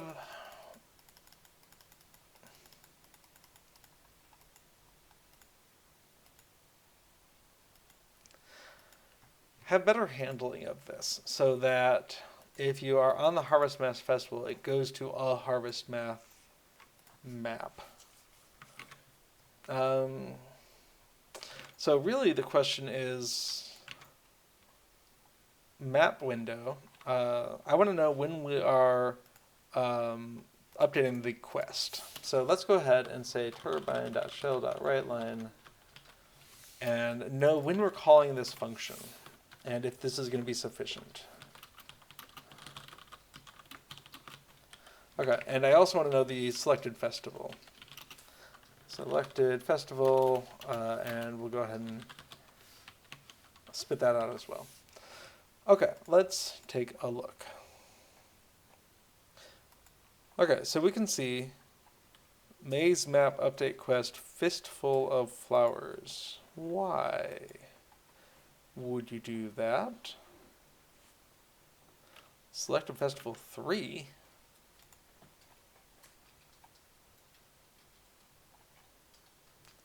Harvestmath is 3, okay.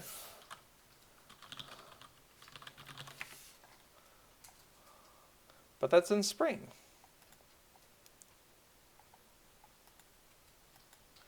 Okay, what if it's cheat of the week? Great. Okay, so if we go to spring, unload and reload, fistful of flowers. Okay, if we come back to Harvestmath, unreload, reload. Okay, why is it defaulting to fistful of flowers?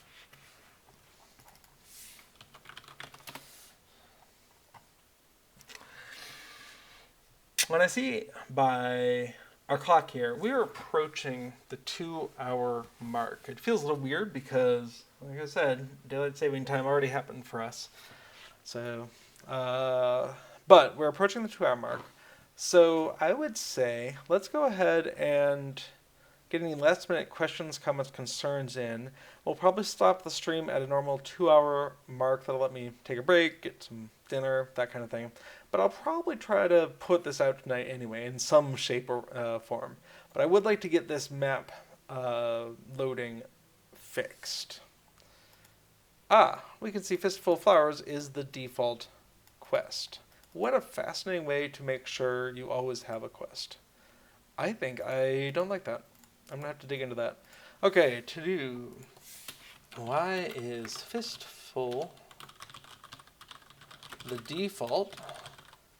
And what does it break to change that? Okay, that'll be sort of the next place where I start an investigation once we're done signing off and getting dinner and that kind of thing. Okay, well, just to recap, we've had a good time hunting down some bugs and putting in some last-minute features in the Festival Buddy for Harvestmath. I've got some really cool additions from someone who submitted them, Manderval, who wanted to update some of the stuff for German and made some code changes too to make it work. So I'm very interested to get that into this release as well. Yeah, this is the final last couple of days of Harvestmath Festival. So if you have not visited a vendor and gotten any of the new stuff that you want for your character, this is your reminder to do that, because after tomorrow you will not have a chance. If you live in the United States and are one of the places that has daylight saving time, remember that this coming weekend is when your daylight saving time ends and you go back to standard time. If you don't live in a house of devices that will automatically update their times, be aware. We only have 2 of them in the house that need manual updating. At least I thought so. Commodore says, absolutely, thank you for your time as always. We appreciate it. Well, you're very welcome. Okay, oh, and there was one other thing I was thinking of. What was it?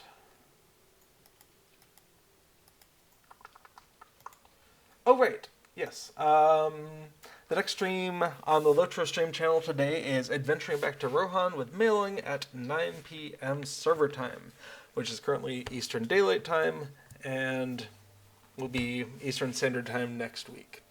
And with that, that is everything we are going to cover today. Thank you so much for joining me on this exploration of LOTRO plugins. I do hope to see you here next week, and until then, keep plugging along. Keep plugging along. All right. Bye-bye now.